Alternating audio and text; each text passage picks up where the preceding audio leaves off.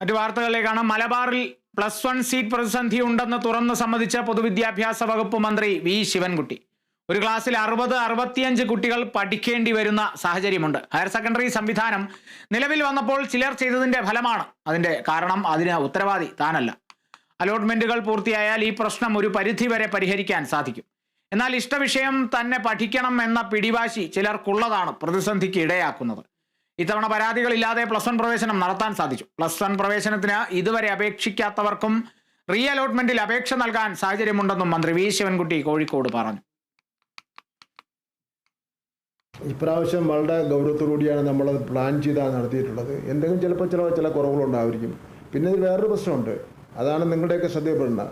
Mathematics ആണ് എനിക്ക് ആഗ്രഹം, അത് കിട്ടില്ല, ഞാൻ ചേരില്ല, അതാണ് ഒരു പ്രശ്നം. ഈ +1 വിഷയത്തിൽ നമ്മൾ നേരത്തെ പറഞ്ഞെങ്കിലും ഈ തെക്കോട്ട് തെക്കൻ ജില്ലകൾ ഒരു ക്ലാസ്സിൽ 19 കുട്ടികളും ഇവിടെ 65 പേരുടെ ഒരു സാഹചര്യമുണ്ട്. അതിനൊരു പരിഹാരം കാണണം. ശരി തന്നെയാണ് പറഞ്ഞത് ശരി തന്നെയാണ്.